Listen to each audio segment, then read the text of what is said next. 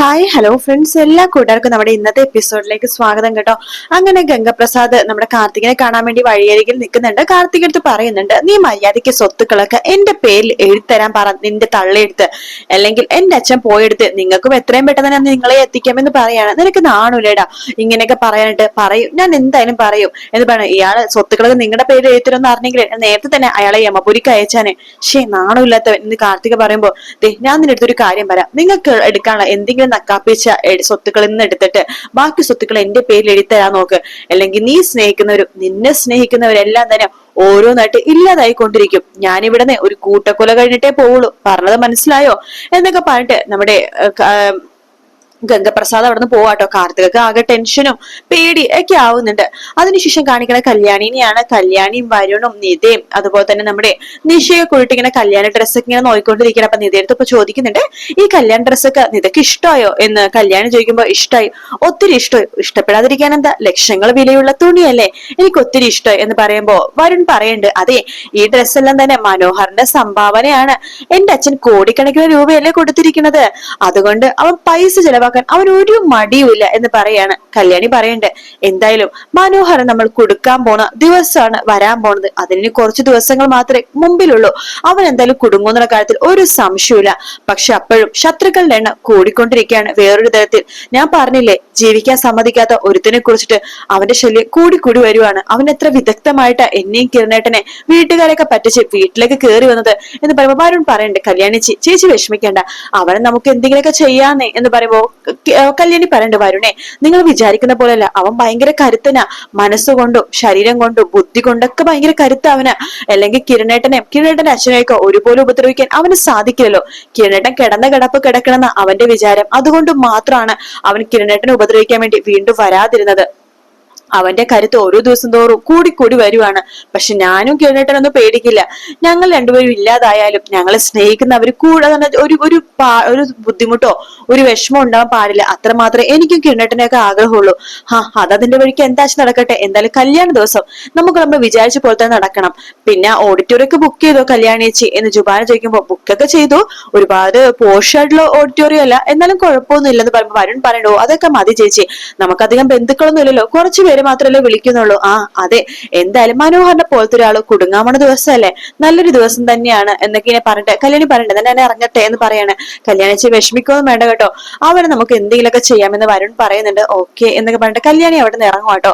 അതിനുശേഷം കാണിക്കുന്നത് കല്യാണി കാണാൻ പോകുന്നത് നമ്മുടെ ലക്ഷ്മി അമ്മേനും അതുപോലെ തന്നെ കാർത്തികേനെയാണ്. അവര് വഴിയരികിൽ കല്യാണിനും കാർത്തികനും നിൽക്കും കേട്ടോ. കല്യാണി വരുന്നുണ്ട്, എന്താ കാണണോന്ന് പറഞ്ഞത്. മോളെ ഞങ്ങൾ ഇവിടെ നാട്ടിൽ നിന്ന് പോയാലോ എന്ന് ആലോചിക്കുകയാണ് എന്ന് ലക്ഷ്മി അമ്മ പറയുമ്പോ, അതെന്തിനാ അമ്മേ ഈ നാട്ടിൽ നിന്ന് പോണത്? അവനെ പേടിച്ചിട്ടാണോ? അവനെ പേടിച്ച് നിങ്ങൾ പോകേണ്ട കാര്യമില്ല. നിങ്ങൾ എവിടെ പോയാലും അവനും കൂടെ വരും. അവൻ ഇല്ലാതായാൽ മാത്രമേ നിങ്ങൾക്ക് സമാധാനമായിട്ട് ജീവിക്കാൻ പറ്റുള്ളൂ. അവൻ ഇല്ലാതാക്കാൻ വേണ്ടിയിട്ട് ഞാനും കിരണേട്ടനൊക്കെ ശ്രമിക്കുന്നത്. ഞങ്ങളുടെ ജീവൻ കൊടുത്തായാലും നിങ്ങൾ ഞങ്ങൾ സംരക്ഷിക്കുമെന്ന് പറഞ്ഞാൽ സംരക്ഷിച്ചിരിക്കും. അതുകൊണ്ട് നിങ്ങൾ പേടിക്കൊന്നും വേണ്ട. മോൾക്കറിയാലോ, ഈ മോളുടെ അച്ഛന്റെ ആണ്ടാ വരുന്നത്. മോളുടെ സ്വന്തം അച്ഛൻ പോലും അല്ല, പക്ഷെ അദ്ദേഹത്തിന് മോളെയായിരുന്നു ഭയങ്കര കാര്യം. ഇവനെ ഇഷ്ടമല്ലായിരുന്നു, കാരണം അത്ര കൊടു ക്രിമിനൽ ആയിരുന്നു. ഓർമ്മ വെച്ച കാലം തൊട്ടേ അവൻ ക്രിമിനലായിട്ടുള്ള മൈൻഡുള്ള ഒരു സ്വഭാവമുള്ള ഒരാളായിരുന്നു. അതുകൊണ്ട് അവന്റെ അച്ഛനെ എപ്പോഴും അവനെ കുറിച്ച് ആലോചിച്ച് വിഷമോ മാത്രമേ ഉണ്ടായിരുന്നുള്ളൂ. അവസാനം അച്ഛന്റെ മരണത്തിന് കാരണം ഏകദേശം അവൻ തന്നെയാണ് എന്ന് വേണമെങ്കിൽ പറയാം. എനിക്ക് മനസ്സിലാവുന്ന കാര്യങ്ങളൊക്കെ. എന്തായാലും അവനുള്ള പണി കൊടുക്കുന്നുണ്ട്. അവനെ തൊട്ടിരിക്കുന്നത് എന്റെ കിരണേട്ടന്റെ അച്ഛനെയാണ്.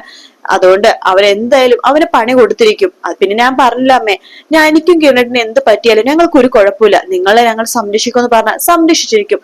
അത് ഞങ്ങൾ തരുന്ന വാക്കാണ്. അതുകൊണ്ട് നിങ്ങൾ എവിടെയും പോവാൻ നിൽക്കണ്ട, നിങ്ങൾ ഇവിടെ തന്നെ നിൽക്കണം എന്നൊക്കെ പറഞ്ഞിട്ട് കല്യാണം അവിടെ നിന്ന് യാത്ര പറഞ്ഞിട്ട് പോകുക കേട്ടോ. പിന്നീട് കാണിക്കുന്നത് നമ്മുടെ ഈ ലക്ഷ്മി അമ്മേനെയും കാർത്തികനെയാണ്. അവർ വീട്ടിൽ അങ്ങനെ കാർത്തിക ഒരു പണി ചെയ്തുകൊണ്ടിരിക്കുകയായിരിക്കും. ലക്ഷ്മി അമ്മ അങ്ങോട്ടേക്ക് വരുമ്പോ ആരോ ബെല്ലടിക്കുന്നുണ്ട്. അമ്മേ ആരോ ബെല്ലടിക്കുന്നുണ്ടല്ലോ എന്ന് പറയുമ്പോ, ഞാൻ നോക്കാം മോളെ എന്ന് പറഞ്ഞിട്ട് ലക്ഷ്മി വാതിൽ തുറക്കുമ്പോഴേക്കും ഒരു കൊറിയറുകാരനായിരിക്കും കേട്ടോ. മേഡം ഒരു കൊറിയർ ഉണ്ട്. കൊറിയറോ? എനിക്കോ? അതെ എന്ന് പറഞ്ഞിട്ട് ആ കൊറിയർ കൊടുത്തിട്ട് അവിടെ നാളെ പോകുക കേട്ടോ. ലക്ഷ്മി പറയുന്നുണ്ട്, മോളെ ഒരു കൊറിയറോ തുറന്നു നോക്ക് എന്ന് പറയാണ്. അങ്ങനെ ലക്ഷ്മി അമ്മ തുറന്നു നോക്കുമ്പോഴേക്കും ഞെട്ടിപ്പോവാണ്. അതിലൊരു പാത്രത്തില് അതായത് ഒരു ഇതില് ചിതാഭസ്മമാണ്. അതിന് കൂടെ ഒരു ലെറ്റർ ഉണ്ട് കേട്ടോ. ആ ലെറ്റർ വായിച്ചു നോക്കുമ്പോൾ ഗംഗപ്രസാദ് കൊടുത്തിരിക്കുന്ന ലെറ്ററാണ്. എന്റെ ലക്ഷ്മി അമ്മേ, ഈ ചിതാഭസ്മം ഉണ്ടല്ലോ, അത് എന്റെ അച്ഛന്റെ സ്വന്തം ചിതാഭസ്മമാണ്. അച്ഛന്റെ തീ അണയുടെ സമയത്ത് കുറച്ച് ചിതാഭസ്മം ഞാൻ കയ്യിലെടുത്തിരുന്നു. അതാണ് ഇത്. അതെ, ഇന്ന് അച്ഛന്റെ ആണ്ടുപേരിയല്ലേ, നിങ്ങൾ ചിതാഭസ്മമൊക്കെ നന്നായിട്ട് ചിതയിലേക്കോ ഗംഗയിലേക്കോ അല്ലെങ്കിൽ പുണ്യനദിയിലേക്കോ ഒഴിക്കേ. പിന്നെ നിങ്ങൾക്ക് ഒരു കാര്യം, മര്യാദക്ക് സ്വത്തുക്കളൊക്കെ എന്റെ പേരിൽ എഴുതി തന്നില്ലെങ്കിൽ അടുത്ത വർഷം ഇതേ ദിവസം എന്റെ അച്ഛന്റെ ചിതാഭസ്മത്തിന്റെ കൂടെ ഒരു ചിതാഭസ്മം കൂടി ഉണ്ടാവും, നിങ്ങളുടെ മോളുടെ ചിതാഭസ്മം. നിങ്ങളുടെ മോളെ കൊന്നിട്ടെ ഞാൻ നിങ്ങൾ എന്തെങ്കിലും ചെയ്യുള്ളൂ. നിങ്ങൾക്ക് ഈ ലോകത്തെ ഏറ്റവും ഇഷ്ടം നിങ്ങളുടെ മോളെയാണല്ലോ.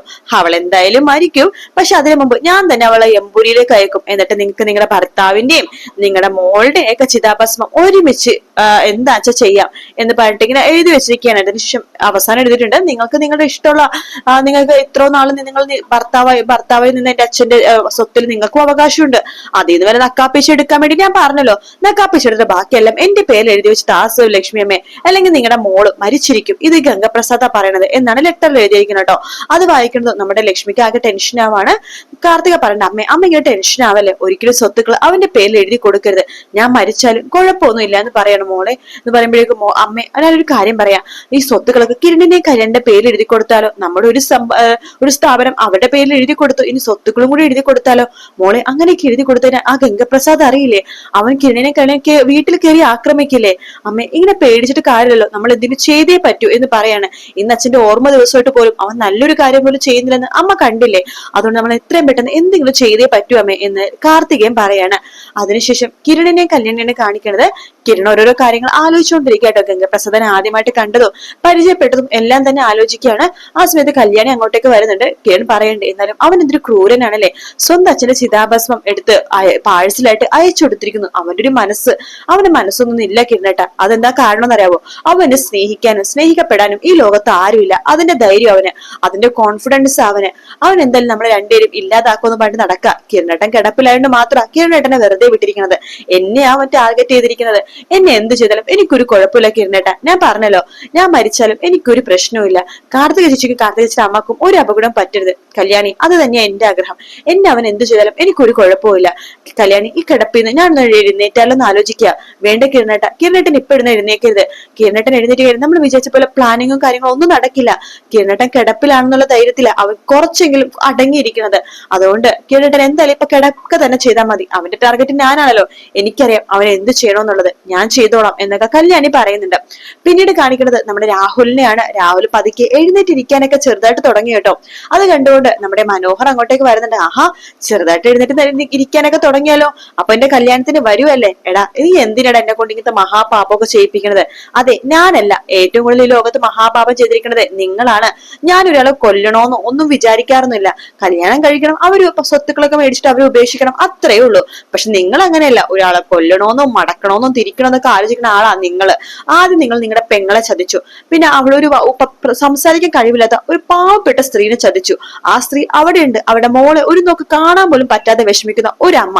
അവരുടെ വിഷമം പോലും നിങ്ങൾക്ക് കാണാൻ വയ്യ. പക്ഷെ ഞാൻ അങ്ങനെയൊന്നുമല്ല. എന്റെ കൂടെ ഇരിക്കുന്ന സമയത്ത് ഞാൻ എന്റെ ഭാര്യമാരെ നന്നായിട്ട് സ്നേഹിച്ചിട്ടുണ്ട്, നിങ്ങൾക്കറിയാലോ. അതുകൊണ്ട് നിങ്ങളും എന്നെയും ഒരേ ത്രാസിൽ തൂക്കാൻ നിൽക്കണ്ട. പിന്നെ വേറൊരു കാര്യം, എന്റെ വിവാഹമാണ് അടുത്ത ദിവസം വരുന്നത്. അതോടുകൂടി തന്നെ ഞാനും നിങ്ങളുടെ മോളും തമ്മിലുള്ള എല്ലാ ബന്ധവും ഉപേക്ഷിക്കുകയാണ്. ലക്ഷങ്ങൾ തരാമെന്ന് നിങ്ങൾ എന്നോട് പറഞ്ഞത്, ആ ലക്ഷങ്ങളും കോടികൾ തരാമെന്ന് നിങ്ങൾ എന്നോട് പറഞ്ഞത്, ആ കോടികളൊക്കെ ഉപേക്ഷിച്ചിട്ടാണ് ഞാൻ പോകുന്നത്. കാരണം എന്താണെന്നറിയാവോ, എനിക്ക് കിട്ടാൻ പോണത് അതിനേക്കാളും ഇരട്ടി കോടികളാണ്. അതുകൊണ്ട് നിങ്ങളും ഞാനും തമ്മിലുള്ള ബന്ധം ഇതോടുകൂടി തന്നെ കഴിയാണ്. അല്ല, നിങ്ങൾ കല്യാണത്തിന് വരില്ലെന്നാണ് നിങ്ങൾ പറയണെന്നുണ്ടെങ്കിലുണ്ടല്ലോ, നിങ്ങൾ പിന്നെ എന്നെ ഒരുപാട് സഹിക്കേണ്ടി വരും. ഞാൻ ഇവിടെ തന്നെ കടിച്ചു തൂങ്ങി നിൽക്കും. എടാ, ഇവിടെ കടിച്ചു തൂങ്ങി നിക്കലേടാ, നീ എങ്ങനെയെങ്കിലും കിടന്ന് പോ. അങ്ങനെയെങ്കിൽ നല്ല ഭംഗിയായിട്ട് വന്നിട്ട് എന്റെ അച്ഛന്റെ സ്ഥാനത്ത് നിന്നിട്ട് എന്റെയും വന്ദ്രന്റെ വിവാഹം നടത്തി തരണം. അത് ഞാൻ എന്തായാലും ചെയ്തോളാടാ എന്ന് പറയണം. അങ്ങനെയാണെങ്കിൽ ഇനി കുറച്ചു ദിവസം കൂടി ഞാൻ ഇവിടെ ഉണ്ടാവുള്ളൂ. നിങ്ങൾ മകളെ ഉപേക്ഷിച്ച് ഞാൻ അങ്ങ് പോകും. എടാ, നീ അങ്ങനെ ഉപേക്ഷിച്ചു പോകും, പിന്നെ എന്റെ മകളുടെ വിഷമം കാണണ്ട ഞാനാണ്. എങ്കിലും കുഴപ്പമില്ല, നീ ഉപേക്ഷിച്ചു പോവുമല്ലോ. അതെന്തായാലും ഞാൻ പോകും. പിന്നെ എന്റെ പെണ്ണ് വന്ദനയാണല്ലോ. നീ ആരെ ചതിച്ചോ വെട്ടിച്ചോ ജീവിച്ചോ എനിക്കൊരു കുഴപ്പമില്ല, നീ ഇവിടെ നിന്ന് പോയി തന്നാ മതി. അതുകൊണ്ട് ഞാൻ നിരങ്ങിട്ടാണെങ്കിലും നിന്റെ കല്യാണത്തിന് വന്ന് പങ്കെടുക്കാം എന്ന് രാഹുൽ പറയുന്ന ഭാഗത്തോടെയാട്ടോ എപ്പിസോഡ് തീരുന്നത്. വീഡിയോ ഇഷ്ടപ്പെടുകയാണെങ്കിൽ ലൈക്ക് ചെയ്യാനും സബ്സ്ക്രൈബ് ചെയ്യാനും കമന്റ് ചെയ്യാനും മറക്കല്ലേ. മറ്റൊരു വീട്ടിൽ കാണാം friends. Take care, bye bye.